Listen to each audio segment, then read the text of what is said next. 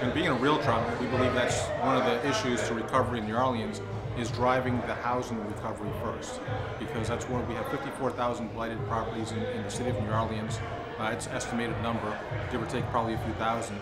And Kristen has a very good grasp of how to renovate those houses and put those back into commerce and how to put families back into those houses.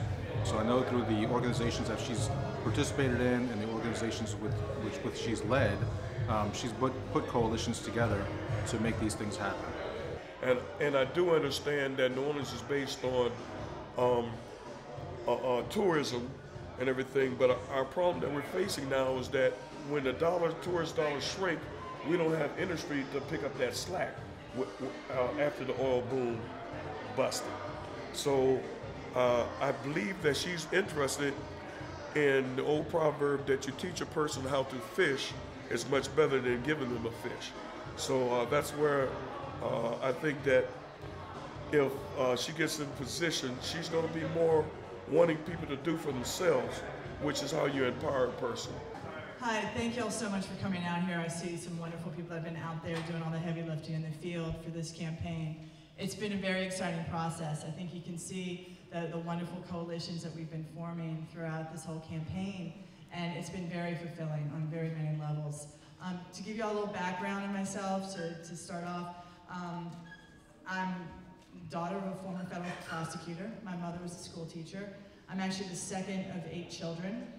So I understand that whole concept of sharing and working hard to get what you need, and hard work and collaboration. Learned that at a very young age. And I've been a resident of Algiers for 17 years. And over that time, you know, this has been a wonderful community that has really embraced us, my family. My parents even moved over to this side of the river to be with us. And it's just been a wonderful community. In that time, you know, I've had the pleasure of renovating about 10 houses personally in Algiers, where our investments are, one of which was a vacant by commercial structure, and we put a restaurant in on the first floor, which I'm a firm believer in economic development. I think we need that in Algiers. I've also had the pleasure of working with the neighborhood to rebuild our parks and playgrounds, and we started a program called Confetti Kids, and we're very successful. And I see the Gillums over there, and we did some wonderful art projects with the children throughout Old Algiers, and it's just been a wonderful sense of community.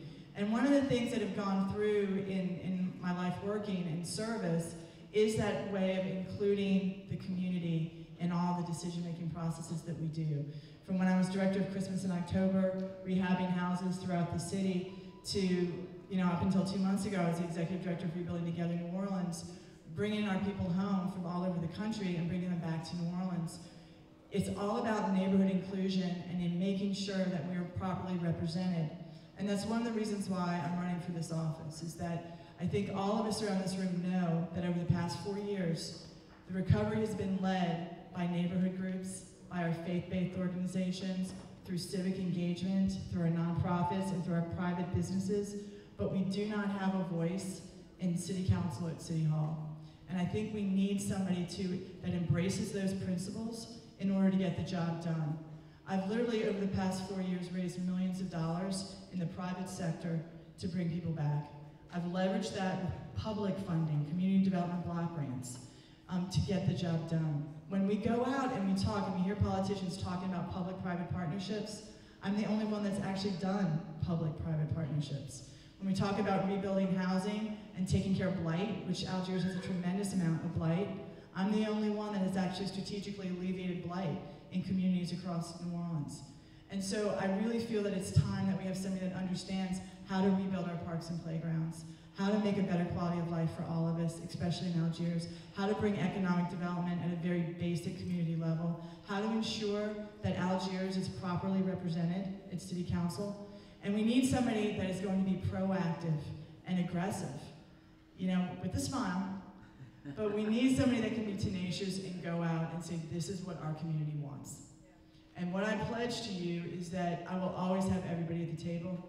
I will always go out and try to find our resources and bring them back to Algiers, because, you know, we are the backbone of this city, and it's a wonderful place to have a family. And I've lived in Algiers, and I've worked on the East Bank, and all the neighborhoods on the East Bank. And I think that's one of the things about this candidacy that's important. We often talk about the river as a separate entity, and how, But I really believe that our strength as District C is in our diversity and in the fact that we go back and forth across the river. And that's something that we should celebrate. And if you look around the room, we see how wonderfully diverse we are as Algerians, but also as District C. And I think we need somebody on the City Council. I live in Algiers and I work on the East Bank, and I can bring all of us together. And we are the most populated district post-Katrina. We should speak with a louder voice. And as long as we're all together and in our diversity we're strong, then we can make incredible changes at City Hall. And so I really need all of you with this. This is going to be a wonderful, wonderful campaign. We feel great about it. All of you in this room are foot soldiers. I need you out there walking the streets for us, waving signs, volunteering. We've got our headquarters is on General Meyer. The phones are ringing off the hook. We're working our poor staffers. I don't want to say to death. They have to wait 10 more days before we take a break. But it's been tremendous, and we're going to win this thing, but I'm only going to win this thing with the help of all of you. We have got to send a clear message out that this is about the future. This is not about the past. There's a very clear line between myself and my opponent, and we need to send that message out.